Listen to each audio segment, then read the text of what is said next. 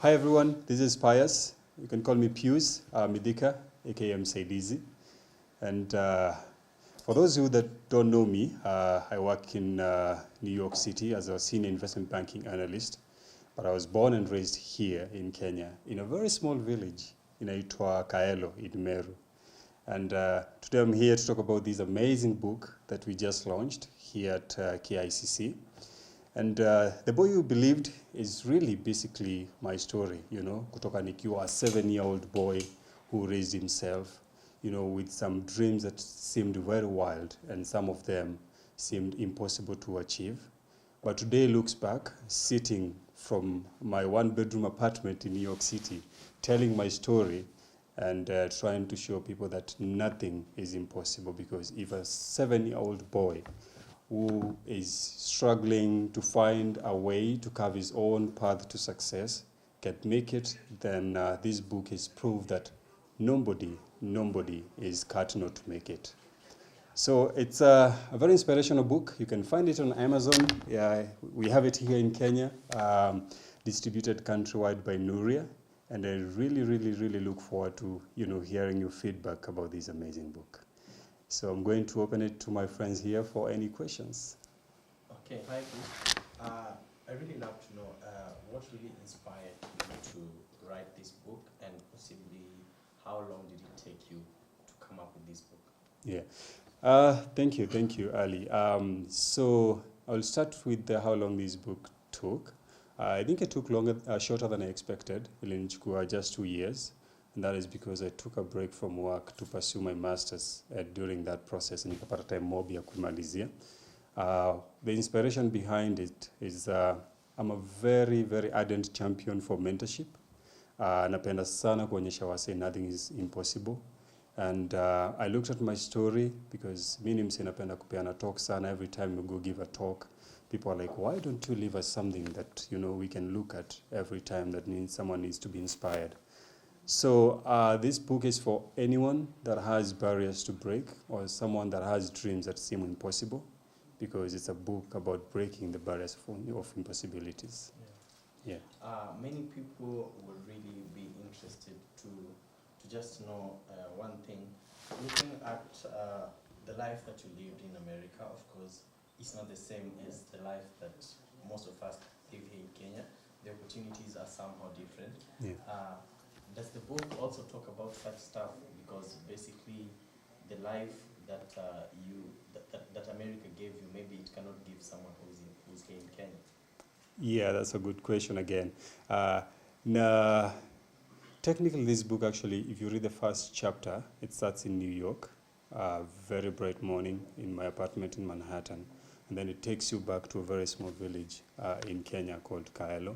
And along the way, I take you back again to New York City, where I try to give you a glimpse of my life, leaving my place, going to work, and all those things that I encounter along the way.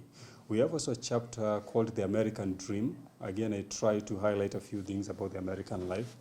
But I think you're right when it comes to opportunities. I've tried my best to show people, to highlight that, because that's actually what shaped my story, the opportunities that America gives. And I believe Kenya also has opportunities, but we have a long way to go because we're still a growing country.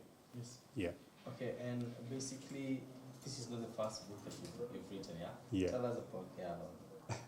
The other one was basically a very small book. It was, I think, ilikuwa 50 pages. I'm there in high school, powered up and, giving talks. That time, aspiring to be a motivational speaker. I was also, that time, I'd actually met people like T.G. Moore, had, shaped my career in music, started doing a number of songs.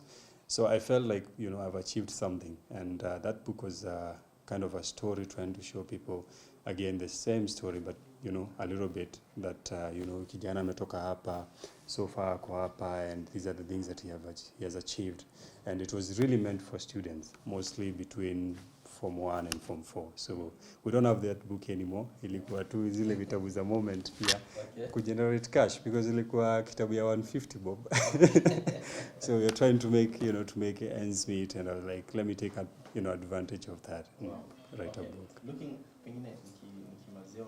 side, looking at the boy who believed, how is the reception so far, and how would you compare it with what you expected, and what are also some of the comments that people are giving you in terms of feedback? The reception has been amazing, to say the least, both in Kenya and the US.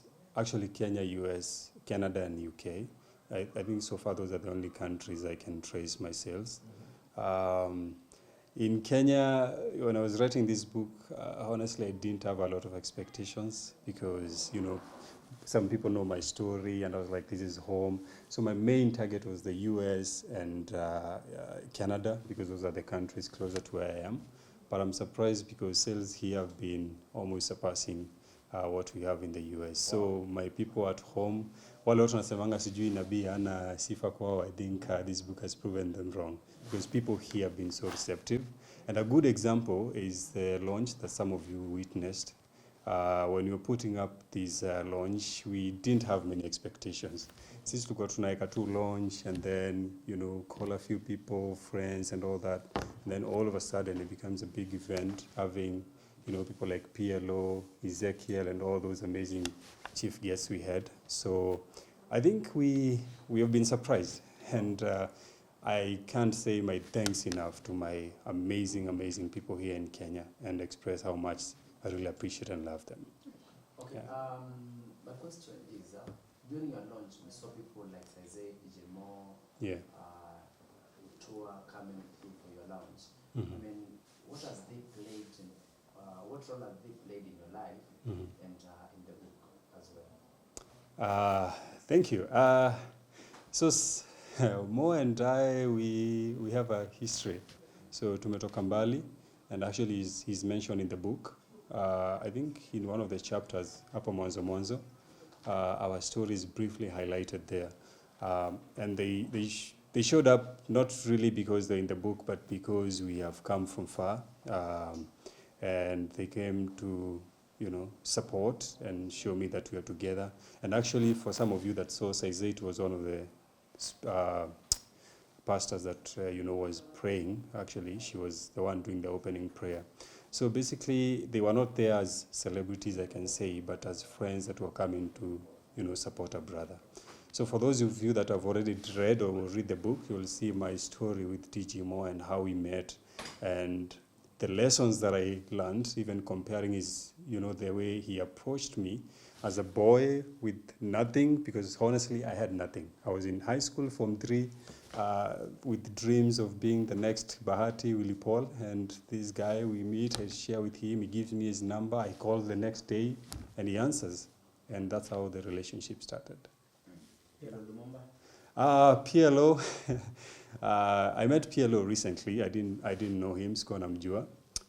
And then we approached him and, kindly asked him, we have this event, and he was like, who else is coming? I told him Ezekiel will be there. Wahiga Maura was one of the chief guests who got a last minute something to attend to. So I sent him those lists of guests, and he was like, I'll be there. And unfortunately, he had to travel to Rwanda to meet the president of Rwanda last minute on the day of the event, but he attended virtually, and his speech was there. So the same with Ezekiel. Ezekiel, actually, we reached out on WhatsApp, we talked, and funny enough, became a friendship out of our WhatsApp text. And he was like, I'm more than happy to attend the book launch. And they really, really devoted themselves, and we're grateful. Okay, my name is Shiko from Ngaidiva, and maybe to someone watching this, of course you have seen a cover of the book. Tell us a little bit about the title, The Boy Who Believed. Tunaona the believed is in red. Yeah. Tell me a little bit about it. Wow, that's the first time actually someone is noticing the red part. So yeah, the believed is in red, and the sun is in red. And this is trying to show the hardships the boy had to go through. I mean, you can imagine at that age having to carve your own path to success. And because that's the time everyone needs a parent. And that's the time you don't have a parent. So ule mtu akukwambia sijui unafaa kufanya hivi, do 1, 2, 3, the things that parents will tell you at that age. And we put this in red to depict that it was not an easy journey for this boy, and even believing, sometimes if it was in green, someone would be like, oh, the color of hope. But then when believed, the word believed itself is in red, shows you that even believing itself was not easy, because how can you believe? This is something I like asking people. How can you believe you can fly when all you've ever done in your life is walk? It becomes very hard. Yeah. You've talked about the tough journey. Yeah. Just so that we don't preempt the content of the book, or maybe you can tell us your lowest moment talking of the journey. In a sentence, to preempt.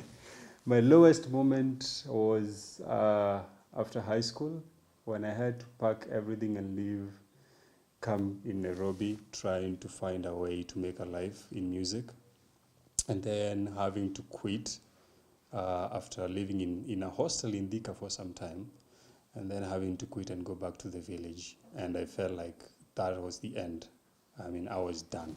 So you are there, you've gotten your A in KCSE, umeenda Jumbo, umepewa mpaka chance ya kurecord 2 songs, and then all of a sudden even a place to stay you don't have, and you pack everything and you leave the city, and I was like, that's it for me, I'm done. And that was the lowest moment of my life. Yeah. And of course, times are hard. Yeah. And we see the situation in our country, for example, young people don't have jobs, and you've seen most, I would say most, opting for shortcuts. Yeah. Kuna wanasema wanataka wamama. Mambo ni mengi ambayo wana opt for. Labda for you, what kept you moving? And maybe, did you get to a point, Manu, you feel like I can look for shortcuts? So many times. I mean, we all love shortcuts. Even when you're going somewhere and there are 2 roads, and you will always ask the driver which one is the shorter one. But the problem is that we can't, reflect the same in life, because I always believe nothing comes easy, and if it comes easy, it will go easily as well.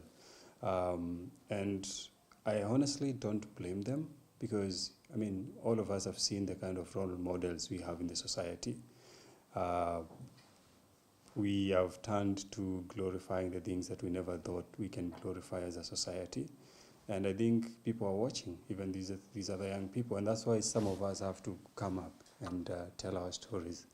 Like, you and the team come and show these other the younger generations that you guys didn't come here because it was easy. You're not here today because someone came and just akakupea nyota, unaona. So you guys have worked your way up, and this is why we're telling this story, trying to show people that, hey, it's not that easy as some people try to show you. So because if you read this book, The Boy Who Believed, everything has been a journey. You achieve this, you make this, you discover this and this. Yeah.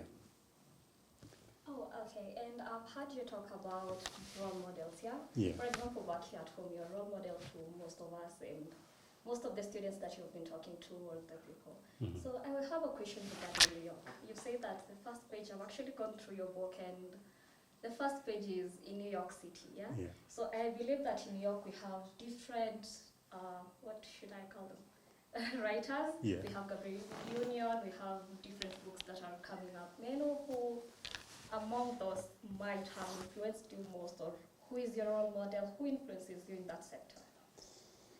Wow. When it comes to writing, I don't think I've ever picked someone to be my exact role model. I have many, but I will tell you I love everything about Obama. Every time you read his book, he makes it seem that nothing he has came easy. He worked his way up, and I love his books. But when it comes to general life, if you've read the back of the book, you've seen Dr. James Mwangi, the CEO of Equity. He's one of the people that have given the comments. He is one guy I've really, really admired, both at a personal level and in terms of the professional life. And I can say those are my 2 greatest role models when it comes to writing and the professional life. Okay, as we wind up, would like you to tell the people who are watching this video maybe where they can get the book, maybe you have a contact that they can reach you out, an email. Please. Yeah. So for those in Kenya, the book is being distributed by nuriakenya.com. So if you go to nuriakenya.com, search The Boy You Believed, you'll find the book there. For those, and it's being actually delivered countrywide. Kwa wale wako, those outside the country, be it US, Canada, UK, you can get the book on amazon.com because actually the book is published through Amazon. So just go to Amazon, search the same, The Boy You Believed, and the book will be delivered to you wherever you are. All right. Just to ask this, I know it will be weird to make you maybe think outside it. This is more of a suggestion. I don't know if there are plans, maybe you've mentored, or you have adopted maybe a young girl, a young boy back at home. And then are there any plans maybe with your schools, maybe the people that maybe mentored you up to where you are today, maybe you're working with them, maybe a small course, you give it back to the society? Yeah, that's a great question. And actually, we have been running the Msaidizi Empowerment Initiative. It's a non-profit registered here in Kenya. Tumefanya vitu mingi, especially hapa Nairobi. Tumefanya tournaments na Ekodida. Tumepeana sports, football jerseys, maviatu, mipira, and all those things. But basically, our main area is mentorship because we believe if someone came and gave me food and all those things, singekuwa hapa leo. But because someone mentored me, I'm able to stand here and mentor someone else. So when it comes to what we are planning to do, God willing, once I go back to New York, I'm planning that we are going to be robust, have more mentorship programs. And actually, before I even go back, starting this Friday, we have a talk in a college here, actually in Thika. And then after that, I'm expecting to go to a few high schools to give talks. That's part of the things we do. I'm planning to go back to my school where it all starts for a school uniforms drive. What else? We have a number of things on the pipeline, and God willing, we'll be able to accomplish them and also call you to participate in helping us do them. Yeah. I think we're done. All right.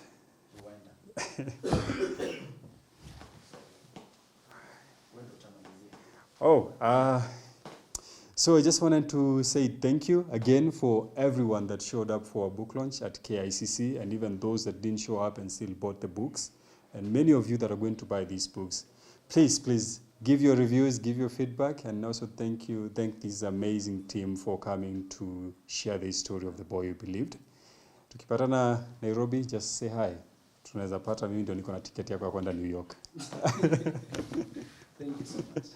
All right.